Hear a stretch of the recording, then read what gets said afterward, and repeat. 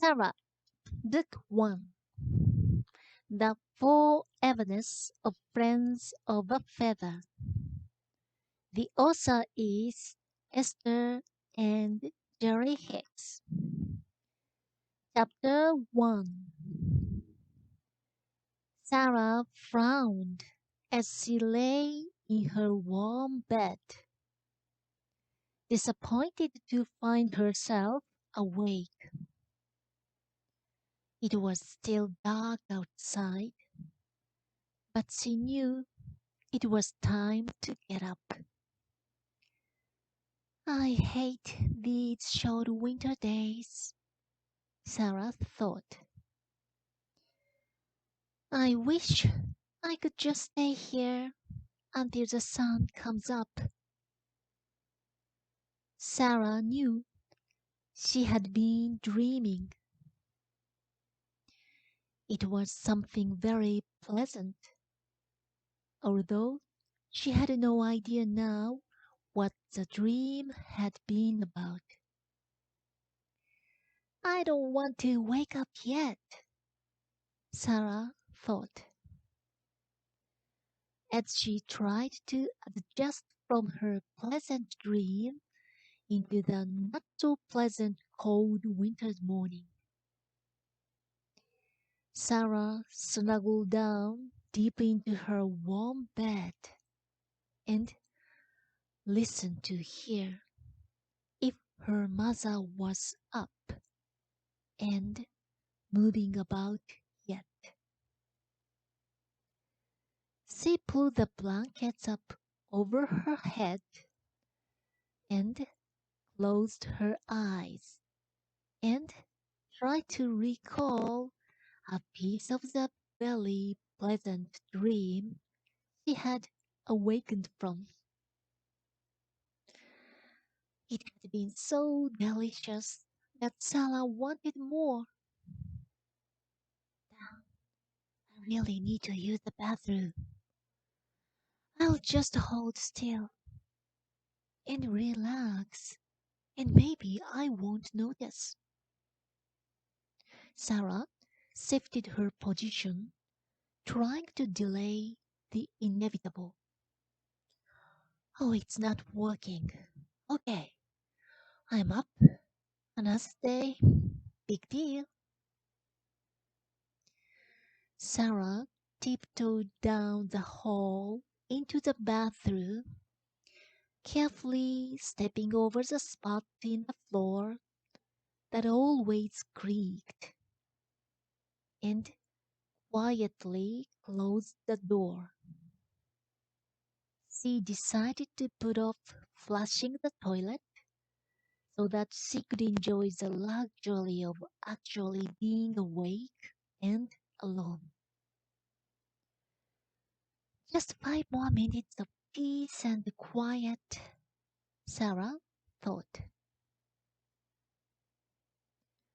Sara, are you up? Come here and help me. Might as well flush the toilet, Sara muttered. Okay, I'll be right there, she called to her mother. She could never figure out how her mother always seemed to know what everyone in the house was doing. She must have bugging devices hidden in every room. Ella bitterly decided. She knew that wasn't really true, but her negative mental rampage was well underway, and it seemed that there was no stopping it. I'm going to stop drinking anything before I go to bed. Better yet, from noon on, I won't drink anything. Then, when I wake up, I can just lie in bed and think all to myself, and no one will know I'm awake. I wonder how old you are when you stop enjoying your own thoughts. I know that it happens because no one else is ever quiet. They can't be listening to their own thoughts because they are always talking or watching television. And when they get in the car, the first thing they do is turn the radio on. Nobody seems to like to be alone. They always want to be with somebody else. They want to go to a meeting or to a movie or to a dance or to a ball game.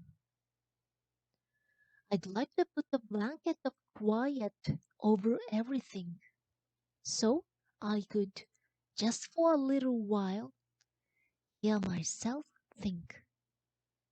I wonder if it's possible to be awake and not be bombarded with other people's noise. I'm going to organize a club. People Against OPM. Member requirements include you can like others, but you do not need to talk to them. You can like watching others, but do not need to explain to anybody else what you saw. You have to like to be alone sometimes to just think your own thoughts.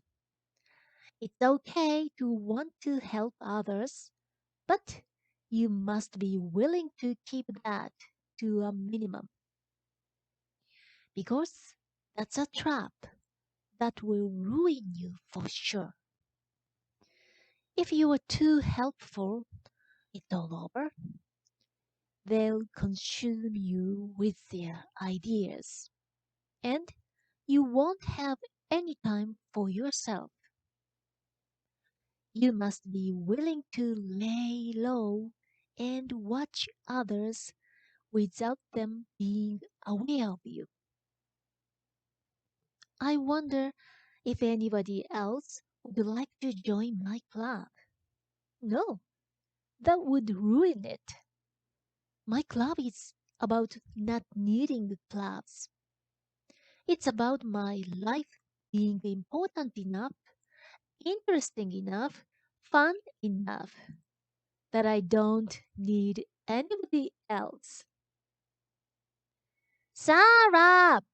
Startled, Sarah blinked as she came back into the awareness that she was standing in front of the bathroom sink, blankly staring into the mirror with her toothbrush half-heartedly moving around in her mouth. Are you going to stay in there all day? Let's get moving. We have lots to do.